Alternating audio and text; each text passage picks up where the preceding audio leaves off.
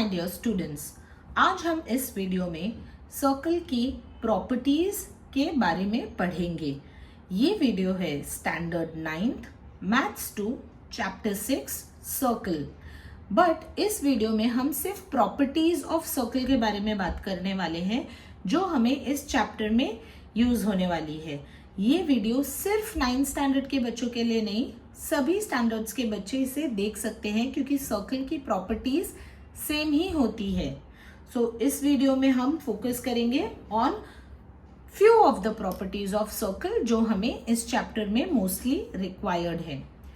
ठीक है, so let's solve. I have made a few worksheets. हम वर्कशीट सॉल्व करेंगे और वैसे ही प्रॉपर्टीज को अंडरस्टैंड करते रहेंगे। ये एक सर्कल है। ये जो बाहर की लाइन होती है सर्कल की उसे हम सर्कमफ्रेंस कहते हैं, सर्कमफ्रेंस ऑफ द सर्कल कहते हैं। ये एक ऐसी लाइन है जहां पे 2 पॉइंट सर्कमफ्रेंस का ज्वाइन हो रहा है। यहां भी 2 पॉइंट ज्वाइन हो रहा है, बट इसमें और इसमें क्या फर्क है? ये वाली लाइन सेंटर के थ्रू पास हो रही है। Very good. और यहां पे एक ऐसी लाइन है जो सेंटर ऑफ द सर्कल और सर्कमफ्रेंस ऑफ द सर्कल के एक पॉइंट को ज्वाइन कर रही है। ये हमारा फिगर है। हम इन चीजों को ढूंढते हैं। Let's start. कॉर्ड। अब कॉर्ड मतलब क्या? कॉर्ड मतलब एक ऐसा लाइन जो 2 पॉइंट्स ऑफ सर्कमफ्रेंस को ज्वाइन करे। ठीक है, यहां पे हमारे पास कितने कॉर्ड्स हैं? 2 कॉर्ड्स है जो 2 पॉइंट्स को ज्वाइन कर रहे हैं। कौन से 2 कॉर्ड है? कॉर्ड PS और कौन सा कॉर्ड है? Chord PQ। ये 2 कॉर्ड्स हैं हमारे पास, कॉर्ड PS और कॉर्ड PQ। सेकेंड, हमें ढूंढना है रेडियस। रेडियस क्या होता है? जो सेंटर और सर्कमफ्रेंस के एक पॉइंट को ज्वाइन करे उसे हम रेडियस कहते हैं। यहाँ पे 3 रेडियस है तो हम लिखेंगे सेगमेंट OT, सेगमेंट OP और सेगमेंट OQ। ये है 3 रेडियस जो इस फिगर में दिया है। Diameter. Now what is a diameter? Diameter एक ऐसी लाइन होती है जो 2 सर्कमफ्रेंस को ज्वाइन करती है और सेंटर से पास भी होती है। इन अदर वर्ड्स हम कह सकते हैं diameter is the longest chord. Diameter is the longest chord. यहां डायमीटर है सेगमेंट PQ। कॉर्ड भी है और डायमीटर भी है क्योंकि diameter, I repeat, is the longest chord.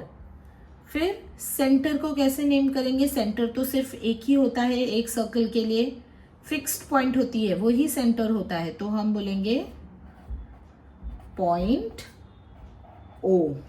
ये है हमारा सेंटर। सेंट्रल एंगल क्या होता है? सेंट्रल एंगल 2 रेडियस मिलके एक सेंट्रल एंगल बनाते हैं।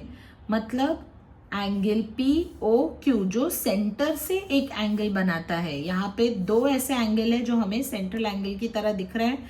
एक ये वाला एंगल और एक ये वाला एंगल, 2 एंगल्स दिख रहे हैं। तो हम क्या लिखेंगे सेंट्रल एंगल में? एंगल POT और एंगल TOQ। ये 2 हमारे सेंट्रल एंगल हो गए। Moving to the next, terms related with a circle. Circle से रिलेटेड टर्म्स है। ये 1 मार्क के लिए क्वेश्चंस आ रहा है, तो ये सारे 1 मार्क क्वेश्चंस हम सॉल्व कर रहे हैं। Let's see if we can identify this. A set of point in a plane which are equidistant from a fixed point। एक पॉइंट जो फिक्स्ड है in a plane is called a, सोचो ये क्या लिखा है, थोड़ा सा इस पे फोकस करते हैं. अ सेट ऑफ पॉइंट्स, एक ऐसे सेट ऑफ पॉइंट्स है एक प्लेन में which are equidistance from one fixed point. हमने अब भी देखा है सर्कल एक वन फिक्स पॉइंट के आजू बाजू बहुत सारे सेट ऑफ लाइंस होते हैं. So this figure is called a circle. Yes, a fixed point is called the, जो फिक्स्ड पॉइंट है उसे हम क्या बोलते हैं सर्कल के बीच का fixed point? Centre. Very good, centre of the circle.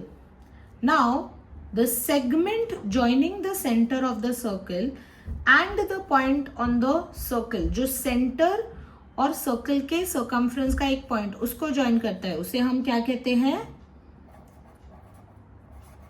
Radius. Very good. Segment भी बोल सकते हैं, डिस्टेंस भी बोल सकते हैं, distance between the centre of the circle और पॉइंट ऑन द सर्कल, ये भी बोल सकते हैं रेडियस को.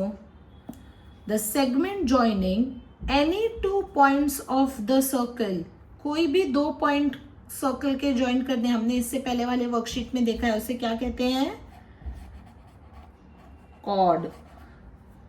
The chord passing through the centre of the circle, एक ऐसी कॉर्ड जो सेंटर से पास होती है उसे क्या कहते हैं?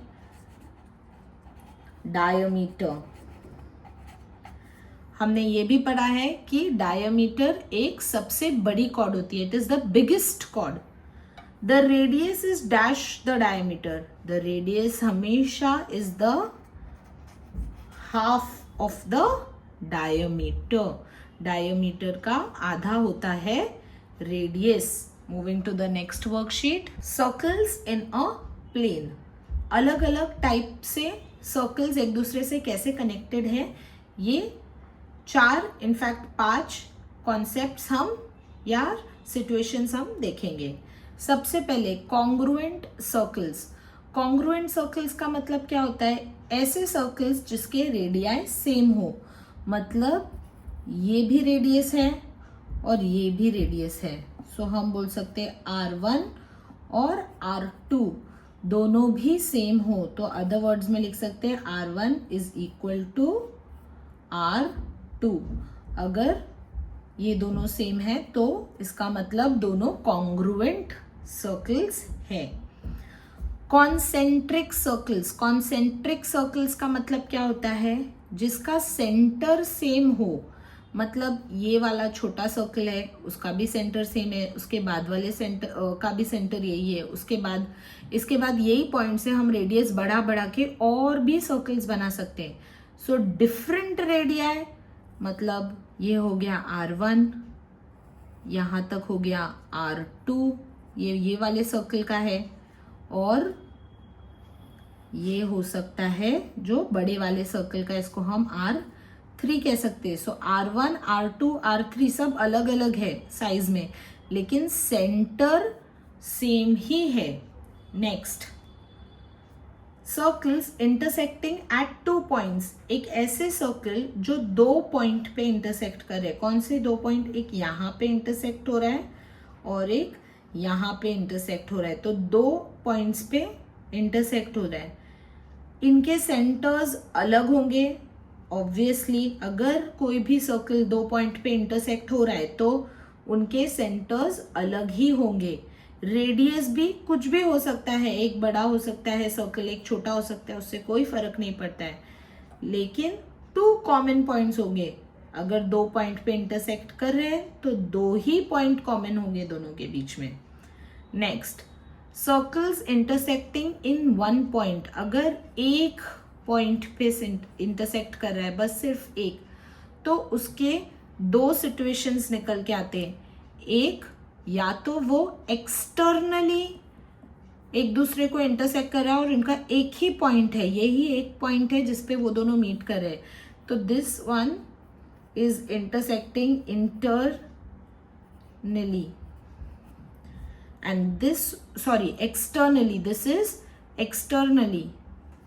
Let me just make the changes. So it is externally. externally मतलब वो बाहर से मीट कर रहे हैं एक दूसरे को, externally मीट कर रहे हैं. और यहाँ पे वो इंटरनली मीट करे, ये उनका कॉमन पॉइंट है मीटिंग का। ये पॉइंट यहाँ पे जो दिख रहा है वो एक कॉमन पॉइंट है जहां वो मीट कर रहे हैं, तो ये इंटरनली मीट कर रहे हैं। So this is meeting externally and this is meeting internally, एक सर्कल जो दूसरे सर्कल के अंदर है। बट इंटरनल हो या एक्सटर्नल उससे कोई फर्क नहीं पड़ता, उनका कॉन्सेप्ट तो सेम ही होगा। सेंटर्स डिफरेंट होंगे, ऑब्वियसली सेंटर्स अलग है दोनों ही केसेस में। ये वाला बड़े सर्कल का सेंटर है और ये वाला छोटे सर्कल का सेंटर है। डिफरेंट रेडियाई, उनके रेडियस में फर्क हो सकता है, इसका रेडियस बड़ा है, इसका रेडियस छोटा है। वन कॉमन पॉइंट, क्योंकि वो एक ही पॉइंट पे मीट कर रहे हैं तो एक ही कॉमन पॉइंट होगा। सो ये है congruent circles, concentric circles, circles intersecting at 2 points and circles intersecting at 1 point either externally or internally। अब हम जो प्रॉपर्टी पढ़ने वाले हैं वो हमारी प्रैक्टिस सेट 6.1 के लिए बहुत ही इंपॉर्टेंट होने वाली प्रॉपर्टी है। ये दो प्रॉपर्टी है जो एज थ्योरम्स भी हमारे टेक्स्ट बुक में दी हुई है और हमें ये दोनों ही स्टेटमेंट्स को या थ्योरम्स को लर्न ही करना है, because we are going to use it for our sums. So what is written? A perpendicular drawn from the center of the circle on its chord bisects the chord. इसका मतलब हम हमारे centre से cord तक के लिए कोई एक परपेंडिकुलर बनाए तो वो हमारे कॉर्ड्स को 2 इक्वल पार्ट्स में कट कर देगा। तो if O M is perpendicular to S T, O M अगर एस टी से परपेंडिकुलर है मतलब 90 डिग्रीज बना रहा है, तब ये कॉर्ड 2 पार्ट्स में, 2 इक्वल पार्ट्स में कट हो चुका है। S M is equal to M T. यहाँ पे क्या लिखा है? A segment joining the centre of a circle and the mid point of its chord is perpendicular to the chord. मतलब ये एक कॉर्ड है और ये M एक मिड पॉइंट है कॉर्ड को। M को और सेंटर को ज्वाइन कर देंगे तो हमेशा ही परपेंडिकुलर, मतलब वो एक 90 डिग्रीज की लाइन बनेगी। सो यहाँ पे SM is congruent to MT, therefore what do we say? PM is the perpendicular of ST। Basically ये थ्योरम एक कन्वर्स स्टेटमेंट है इस थ्योरम का। सिंपल है। Yes, moving to the next concept. अभी इस कॉन्सेप्ट में क्या कहा गया है इसे हम फिल करने के लिए ट्राई करते हैं। अभी तक हमने देखा था perpendicular drawn from the centre of the circle to the chord bisects the chord. अब हम क्या देखने वाले हैं, ये हमारे प्रैक्टिस सेट 6.2 में यूज होने वाला है। Congruent chords of the circle are equidistant from the center of the circle। इसका मतलब अगर दो chords same distance, same measurement या डिस्टेंस के हो, जैसे लेट्स से ए बी अगर 30 सेंटीमीटर है तो सी डी भी 30 सेंटीमीटर होगा। सो अगर दो कॉर्ड्स सेम है तो परपेंडिकुलर डिस्टेंस भी सेम ही होगा। So that means if A B is congruent to CD, AB और CD अगर congruent है तो OM will be congruent to ON। मतलब ये वाली लाइन और ये वाली लाइन भी एक दूसरे को congruent ही होगी। इसका कन्वर्स स्टेटमेंट यहाँ है, the chord of the circle equidistant from the center of the circle are congruent। इसका मतलब ये OM और ये ON अगर सेम है तो डिस्टेंस कॉर्ड से सेंटर तक, दो कॉर्ड्स के बीच में जो डिस्टेंस है सेंटर तक, अगर वो सेम है तो कॉर्ड्स भी सेम ही होंगे। मतलब इफ अगर OM is congruent to ON तो ऑटोमेटिकली क्या होगा? AB will be congruent to CD। ये हमें दोनों ही स्टेटमेंट्स लर्न करने हैं, इसके भी थ्योरम हमारी टेक्स्ट बुक में मेंशन्ड है। Kindly learn all the concept that is given in this video so that your practice set 6.1 and 6.2 becomes easy. अगर हम 6.1 और 2 को easily solve करना चाहते हैं तो हमें ये सारी ही properties आनी चाहिए. Thank you and we will do the practice set 6.1 in our next video.